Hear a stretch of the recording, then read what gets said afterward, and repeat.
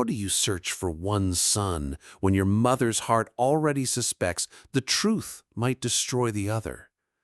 This was the silent question that tortured Eve, a poisoned splinter in her soul long before Abel ever vanished. She felt it throb every time her eyes fell upon her two boys, the two fragments of her being walking under the merciless sun east of Eden. One was peace, the other a tempest, and she, the first mother, loved them both with a ferocity that was now becoming her own undoing. She watched Abel, the shepherd, move with the lightness of someone carrying grace on his shoulders, a living echo of the paradise he'd never seen. And she watched Cain, the farmer, wrestle with the soil as if fighting his own reflection, every muscle taut with a homesteader's frustration against a cursed earth. That fateful afternoon, Eve witnessed something only a mother could decipher. A look that passed between them. It wasn't brotherly. It was a dark flash of lightning, a premonition that the fragile balance of their world was about to shatter for good. Life here was a wound that never healed. Adam's sweat, the heavy silence that fell between them at night, the weight on his shoulders, it was all an echo of that single bite.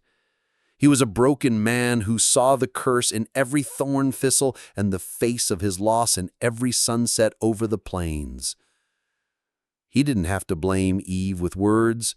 The whole world did that for him, and she felt that judgment in every breath, the original guilt, the mother of all her fears. Whisper that her offspring would crush the serpent's head.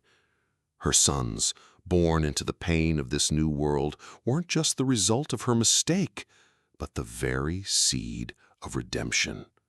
That hope was the thread keeping her from unraveling, the only light she had against the darkness she felt closing in.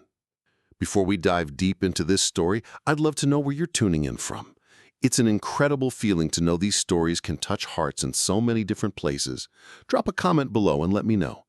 Now, get ready to meet an incredible person on a journey of courage and vulnerability who overcame unimaginable challenges amidst pain and uncertainty. You're going to learn how self-compassion and knowing your own limits can be applied to your own life to face moments of crisis and find a way through. Let's begin. The next morning, the tension was so thick you could cut it with a knife. Cain built his altar, a pile of rough field stones, and on it he laid out the best of his bitter harvest. There was pride in his gesture, but also defiance. It was as if he were saying to God, "Look at my struggle. Acknowledge my sweat and toil." His offering wasn't an act of faith. It was a demand for justice.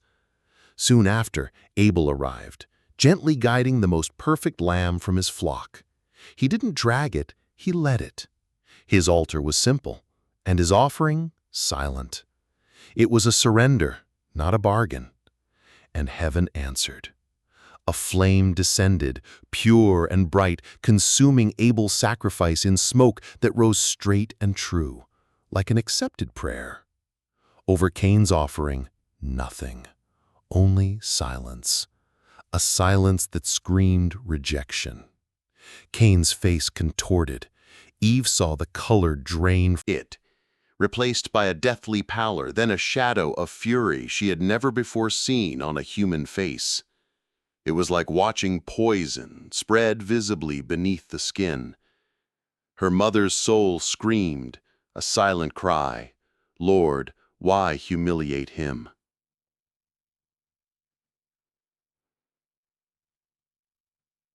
Why not him? She wanted to run, to shield him from that divine verdict, but her feet were rooted to the ground, paralyzed by the sacred terror of the moment. Hours later, as the sun bled across the horizon, Cain returned, alone. His steps were heavy, the sound of defeat. He marched into the tent without looking at her, his face a stone mask. "Cain, where is your brother?" Eve's voice was a wisp of panic. He stopped, his back to her, his shoulders rigid. His answer came low and hoarse, loaded with an ancient resentment. I don't know. He turned, and for the first time, Eve saw a void in her son's eyes. Am I my brother's keeper? The question wasn't a question. It was a wall, a door slamming shut. In that instant, Eve's search was no longer for a son lost in the fields. It was for a truth lost in Cain's heart. And she knew, with a dread that chilled her to the bone, that finding it might cost her everything she had left. The night fell completely, a dark velvet cloak, sprinkled with cold, distant stars. They offered no comfort, only the vast indifference of a universe to her pain. Adam, his face carved with a lifetime of exhaustion, lit a torch. "We'll wait for morning," he said, his voice a rock of resignation. "Nothing can be found in the dark." But Eve couldn't wait. A primal force, the same one that made her endure the pain of childbirth, propelled her outward. Every second Of stillness felt like a betrayal of her son. She took an oil lamp, its small flame trembling like her own hope, and walked toward the door. Adam stood in her way, not with anger, but with a profound sadness. "Eve, please, what the Lord gives, he can take away. Accept it. Don't fight the punishment laid upon us." His words were meant as a comfort, a kind of submission to divine will, but to Eve they sounded like a sentence of abandonment. She wasn't fighting God, she was fighting for half of her soul. "He is my son," she whispered, and the simplicity of those words carried the weight of her entire being. She moved around Adam, who didn't stop her again, and stepped out into the darkness. The night chill embraced her instantly. The world outside of Eden was hostile by day. At night, it became a predator. The yelping of coyotes in the distance, the rustle of leaves that could be anything. And still she walked, calling Abel's name in a whisper, as if shouting would make his absence more real. Her bare feet followed the trail Abel's flock had worn into the earth. It was a path of peace, a trail of innocence. Every step was torture. Her mind was a whirlwind, replaying every detail of the day: Cain's wounded pride, God's silence, her firstborn's cutting reply. She wasn't just searching for a body in the dark, she was searching for a missing piece, for the logic behind the horror that was beginning to take shape in her heart. At dawn, exhausted and empty-handed, she returned. Cain was already awake, sharpening a farming tool with sharp, furious movements. She approached him, her heart a knot in her throat. "Cain, help me. Tell me where he went." After the offering. He stopped what he was doing and stared at her, his eyes bloodshot. "Help you? Why would I help you look for him? It was always him, wasn't it, Mother? God's favorite, and yours too. The gentle shepherd, not the farmer who bleeds to pull bread from this cursed ground." The accusation hit her like a slap. She recoiled, breathless. Was there truth in those words? A cruel, twisted truth? She loved Abel for his peace, a peace that reminded her of what she'd lost. And Cain, Cain was a mirror of her own struggle, her own fall. Loving him was harder. It was like loving herself, with all the flaws and frustrations. The charge of favoritism cut so deep because in a dark corner of her conscience, she feared it was true. He refused to help. He turned his back on her, returning to his work with a contained violence, leaving her alone in the center of a yard that had become vast and empty. Adam was busy with his own chores, lost in his silent grief. No one seemed to feel the urgency that was consuming her. The responsibility was hers alone. The search was hers alone. The truth, if it came, would come for her alone. If you've ever felt alone in a struggle that nobody else seemed to understand, you know exactly the weight Eve was carrying in that moment. Drop an "I get it" in the comments if you know that feeling. The pain of his words, however, didn't paralyze her. It did the opposite. The loneliness cemented her resolve. If she was alone, then she would act alone. The naive hope of finding Abel lost in some ravine began to die, replaced by a darker, stronger need. The need to know, to understand what happened in that field, the last place her two sons were together. She would no longer wander aimlessly. She had a destination now, a geographic point for her despair, the place of the offerings. That small patch of earth where the heavens had come down to bless one son and had fallen silent for the other. The answer was there. She felt it in her bones, in her blood. She had to go back to the beginning of the horror and face whatever was waiting for her. The sun was already high when she began walking toward the field of offerings. There was none of the hesitation from the night before. Now her steps were firm, driven by a need stronger than fear. The heat baked the land, raising shimmering mirages on the horizon, and the world seemed stark, clear, and merciless. All the softness of creation had withdrawn, leaving only the rawness of rock and dust, like the badlands of a broken promise. It was a fitting stage for the truth she felt she was about to find. She no longer called Abel's name. The sound of her own voice in the empty night had exhausted her. Now she was silent, her eyes scanning the ground, searching not for a person, but for a sign, an anomaly, anything the world had recorded of that terrible moment. The grief for her lost son was being replaced by a cold investigation. It was the only way to endure, to put one foot in front of the other without collapsing. Finally, she saw them. The two altars, two stone scars on the landscape. Abel's, still bearing the scorch marks of the holy fire, looked like a glorious tomb. Cain's, beside it, was untouched, its fruits and grains starting to wither under the sun, a pathetic monument to rejection.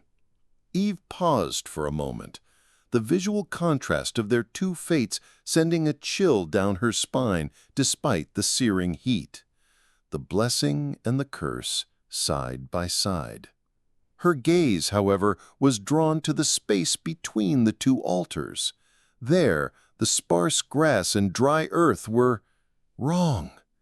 It wasn't the track of sheep or the print of walking feet. It was a violent mess. The ground was trampled, scuffed, as if two wild animals had fought to the death. An energy of pure rage was embedded in that small patch of land, and Eve's heart began to hammer against her ribs, a drumbeat of dread. She knelt, the fabric of her tunic soiling in a patch of earth that was too dark, too damp to be morning dew. Her hands trembled as she touched the ground.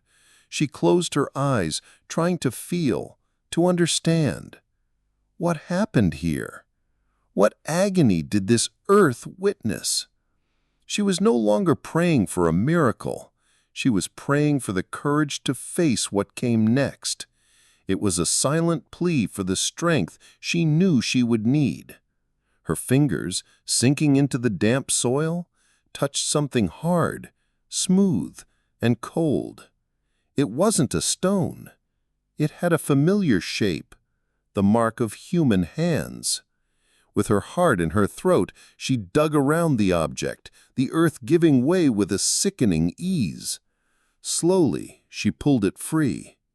The wooden handle, polished from constant use. The flint blade, sharpened for cutting roots and turning soil. It was Cain's hoe, unmistakable.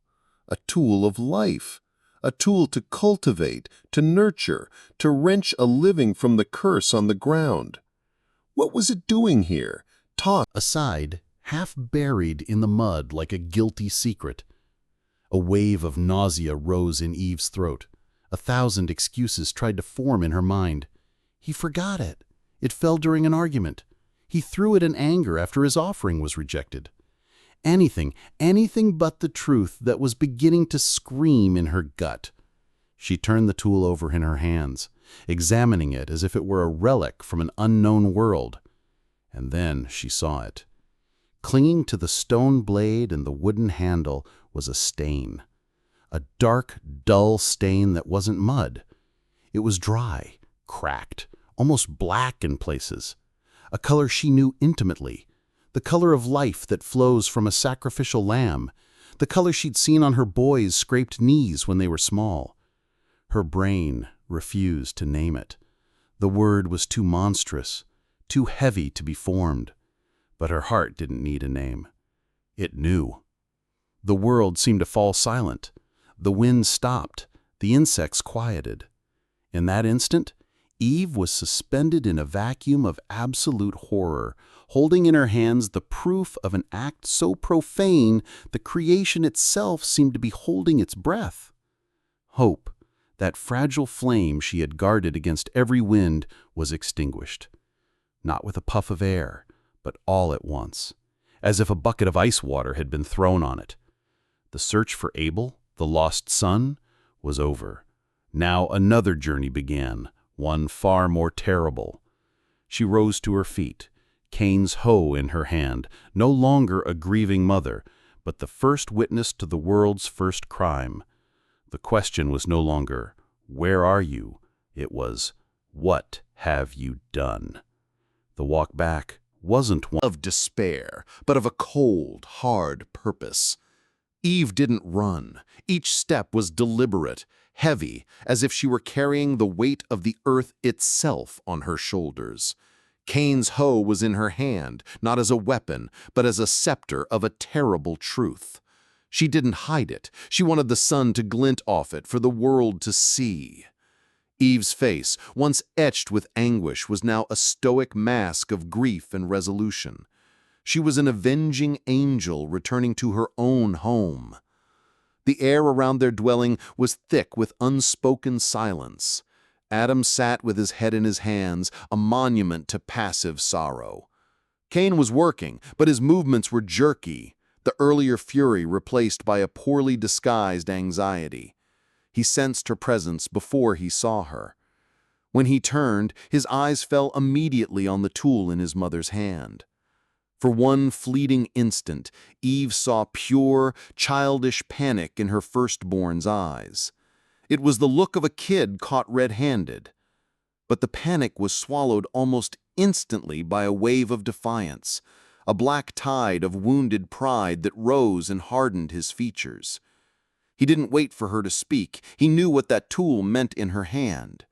"Well," he spat, taking a step forward, his chest puffed out, "come to accuse me? Come to defend your precious little lamb?" He finally got what he wanted, didn't he? Your complete attention. Even when he's gone, Abel is still the center of everything. His voice was a whip, every word a lash meant to wound, to deflect, to turn his guilt into hers. Eve just held up the hoe, the dark stain facing him. Her lips trembled, but she managed to form the question, "Is this stain? What is this stain?" The sight of the evidence, presented so simply, so irrefutably, broke something inside him. The dam of a lifetime of resentment burst. He exploded, not with fear, but with a rage that seemed to come from the bowels of the cursed earth he worked so hard. "You want to know what that is?" he screamed, his face red, veins popping in his neck. "That is justice. That's the sound God's silence makes when it hits the ground. That's the payment for every fat sheep, for every smile of approval he got and I didn't, for every time you looked at him with pride and at me with pity." And then he roared the words that sealed the chasm between them, the words that were no longer a question, but a declaration of war. "Am I my brother's keeper?" The violence in his eyes was something Eve had never seen before. It wasn't human anger. It was something older, more primal.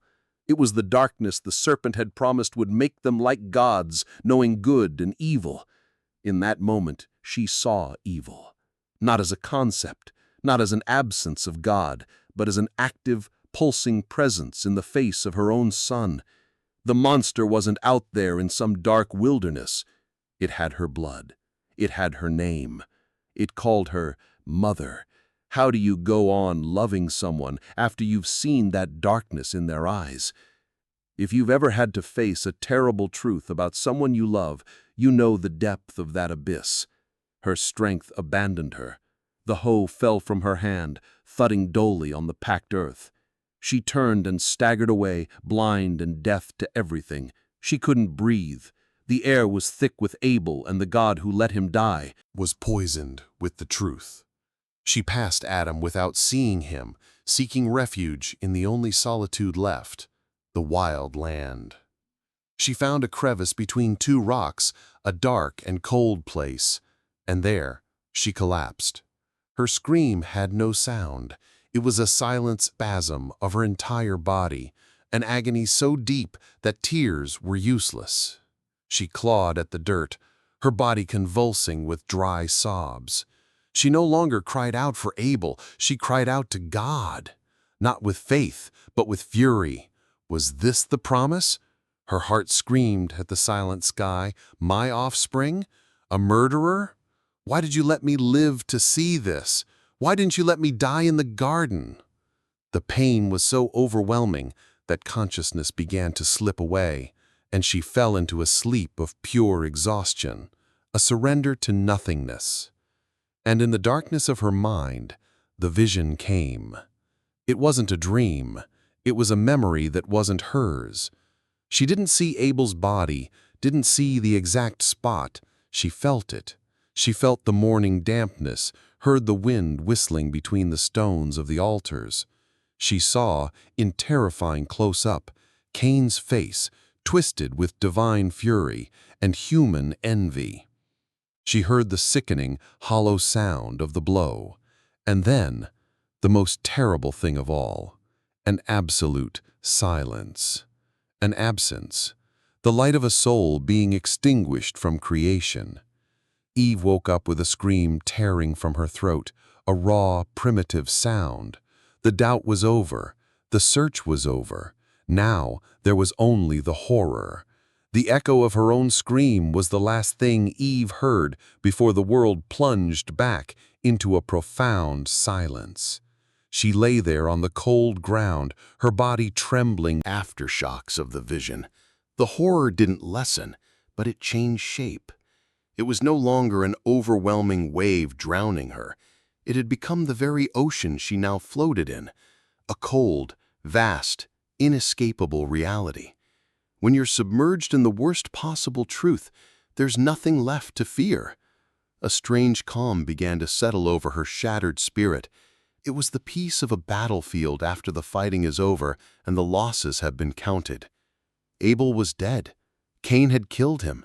God had not saved her from this pain. These were the new laws that governed her universe, facts as immutable as the sunrise and sunset. Accepting them wasn't a choice. It was the only condition for continuing to breathe. In that silence, lying in the dust of a broken world, the vision she'd had began to make a terrible kind of sense. God hadn't answered her with comfort. He hadn't given her a reason why. He had given her something rawer, more fundamental. The truth. He had made her an eyewitness, not to torture her, but so there could be no doubt, so that the story of humanity wouldn't begin with a lie, with a convenient disappearance, but with the brutal clarity of a brother's murder. And then, like a lightning strike illuminating the night, the meaning of the old promise reconfigured in her mind. The promise whispered at the gates of Eden about her seed. She had always imagined it as a line of glory, a ladder back to paradise. How foolish she had been. The promise wasn't a shield against the darkness. It was a weapon to cut a path through it. The fight against the serpent wouldn't be won in a single triumphant act. It would be won through generations of pain, of resilience, of faith in the midst of chaos. The woman's seed would prevail, yes, but first it had to be planted in blood-stained soil. Abel's murder wasn't the failure of the promise. It was the first chapter of its terrible, sprawling saga. Her purpose, suddenly, became as sharp as the blade of Cain's hoe. It was no longer to rescue one son or mourn another. Rescue was impossible. Mourning she would do for the rest of her days, in the silent hours of the night. But her purpose now was public. It was sacred. It was to expose the truth, to name the crime, to force the world, Adam, Cain, and God himself, to look at what had happened in the full light of day. She was no longer the mother of Abel, the lost.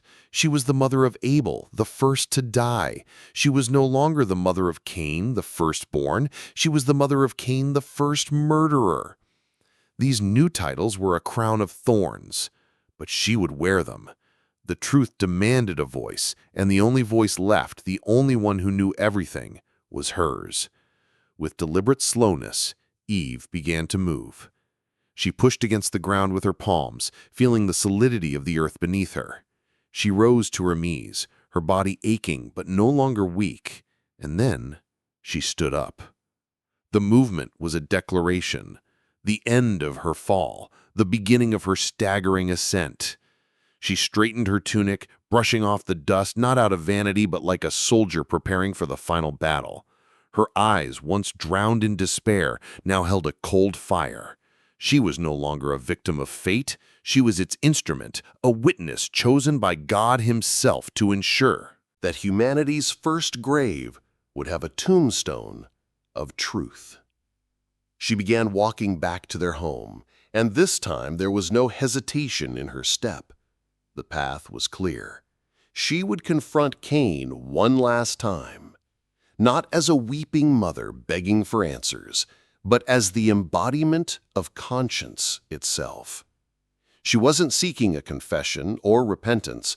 She was going to deliver a verdict, to be the mirror that would force him to see the monster he had become. When Eve entered the yard of her home again, the very air seemed to bend around her. Adam, looking up and seeing the expression on his wife's face, flinched. This wasn't the face of the woman he knew, the partner in his fall, the mother of his children. This was the visage of a prophet, of someone who had stared into the abyss and returned with its fire in her eyes. She didn't spare him a word. Her focus was locked on a single point.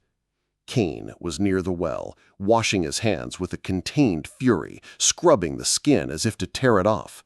He was desperately trying to maintain a facade of normalcy, of routine, but the rigidity of his shoulders and the furtive glances he cast towards the fields betrayed him. When he saw his mother approaching, he froze. Water streamed from his arms, but he didn't seem to notice. The battle of wills was about to begin. Eve stopped just a few feet from him. Her voice, when she spoke, wasn't loud, but it cut through the air with the weight of a granite slab. "I didn't come to ask, Cain. I came to tell." She paused, letting the words settle. "I know what you did, and I know why." Envy when God's fire took Abel's offering and left yours untouched. I saw the poison on your face. I thought it was just disappointment, but it was the birth of a murderer. Each word was a brick, building a wall of truth around him. Cain remained silent, his face a mask of contempt, but a vein pulsed in his temple. I walked the field and I found the place.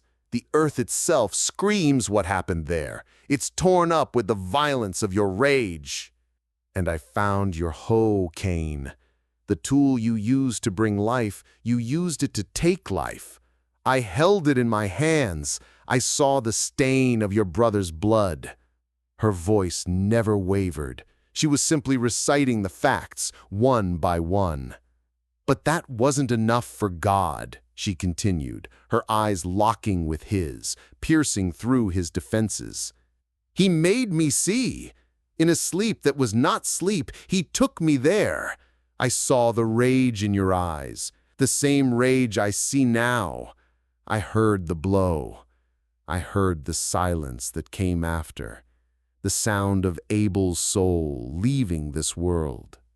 The revelation of a divine witness shook him. He staggered back a step.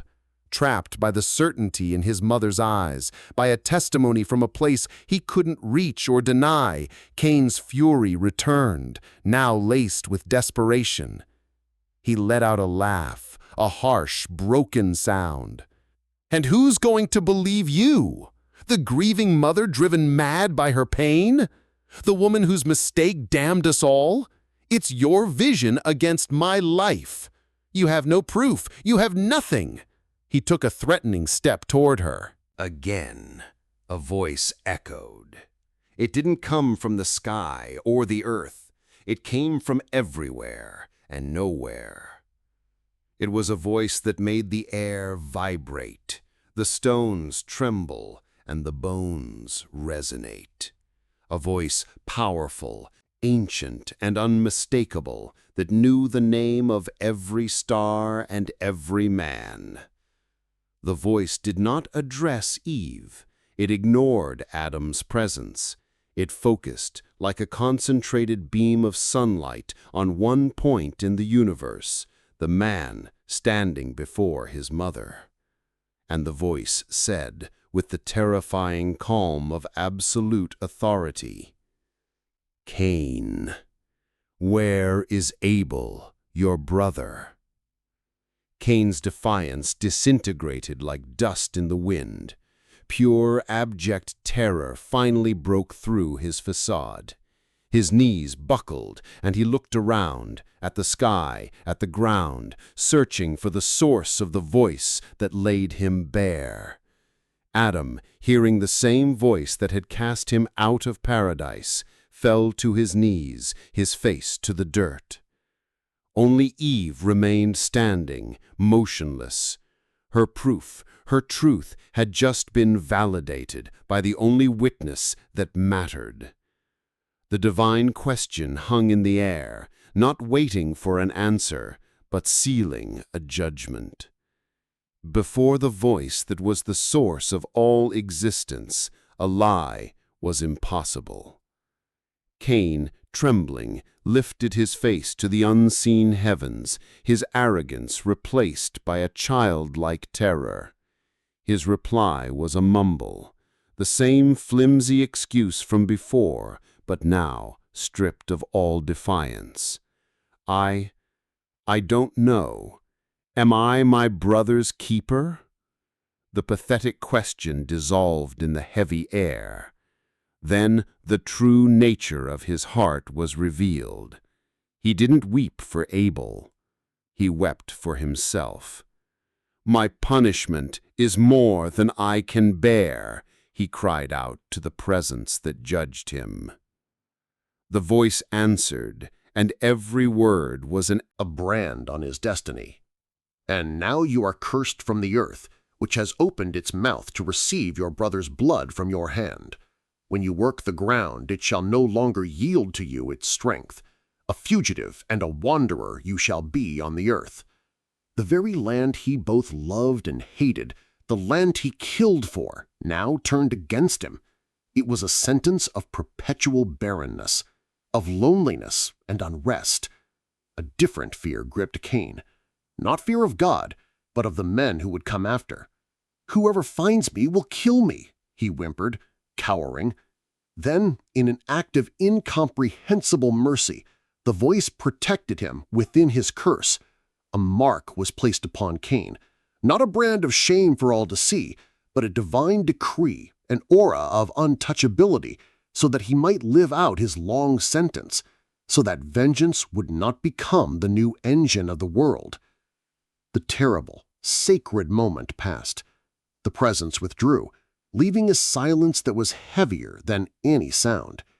Cain stood, trembling. He looked one last time at his mother, not with fury, but with the emptiness of one who has lost everything, including himself. Then he turned his back on her, on Adam still prostrate on the ground, and on the place that was once his home, and he began to walk. He walked east, toward the land of Nod, the land of wandering. Each step took him farther from the only world he had ever known, into an exile of his own making. Eve and Adam watched the silhouette of their firstborn shrink against the horizon until he was swallowed by the dust and the distance. The family was broken, irreparably. One piece of their future walking away like a ghost, while another lay cold somewhere in the field. It was the end of a chapter, the deepest loss imaginable. The home was empty, the sky silent. For Adam, it was the final confirmation of the curse. For Eve, it was the terrible result of a truth she had been brave enough to seek. The cost was almost unbearable. 2 sons lost in a single day. In this moment of absolute loss, a seed of hope would still be planted. If this journey of Eve's has touched you in some way, leave your gratitude in the comments. It's a reminder that even in the darkest of nights, the promise of a new dawn persists. When the dust settled and the sound of Cain's footsteps faded, only one task remained, the most painful of all. They didn't need words. Adam rose, his face aged by a century of grief in a few short hours. Eve, with the memory of the vision and the knowledge of the churned-up earth, led the way. They walked together, not as husband and wife, but as 2 mourners bound by the same wound. She led them to the place between the 2 altars, and there, under a thorny bush, as if the land itself were trying to hide its shame, they saw him, Abel. He was lying on his side, his eyes closed, as if he were just taking one of the peaceful naps he often took while his sheep grazed. There was a serenity on his face that contrasted violently with the brutality of his death. The grief that followed was a silent storm.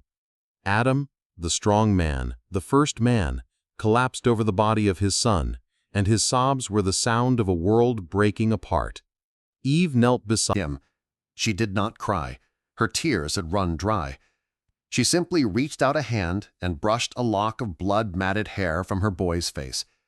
The mother of all living, touching for the first time the face of death. They wrapped him in Adam's own cloak. They dug a shallow grave with their bare hands in the same soil that would now refuse its fruit to his brother. Adam, who was formed from the dust, now returned his son to the dust. Eve, who was taken from Adam's rib, felt as if her own rib was being torn out all over again. It was the first funeral, the first goodbye, a ritual of sorrow for which no one had prepared them. They returned to the dwelling, which now felt like a tomb. The silence that greeted them was a living thing, filled by Abel's absence and Cain's departure. Every object, every shadow seemed to scream their names. Eve looked at the loom where she wove her son's tunics and felt a sharp, physical pain, as if an invisible hand were wringing her heart. The cold determination that had sustained her through the confrontation had vanished, leaving her with the simple, crushing reality of her loss. The days that followed were a blur of silent pain. Adam moved like an automaton, his shoulders permanently stooped under a weight that was no longer just the curse, but a specific, personal grief. He had lost one son and the image of the other. He was a father in ruins, a man whose lineage seemed destined for dust. Eve, for her part, felt the pain differently. She didn't have the luxury of Adam's total collapse.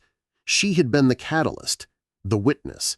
She carried not only the mother's grief, but the prophet's burden. She remembered the voice, the naked truth, and it kept her from drowning completely. The pain was hers, but the story was larger. One morning, as she stared east toward the horizon that had swallowed her firstborn, she felt something, a subtle shift, a flutter of life in her womb, a sign so faint it could have been mistaken for a hunger pang or a spasm of sorrow. But Eve knew her body. She knew the secret of creation she carried within. Instinctively, she laid a hand on her abdomen.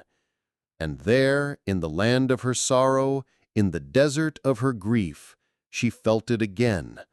A pulse, a promise. Life, stubborn and relentless, asserting itself in the place of death. It wasn't Abel returned.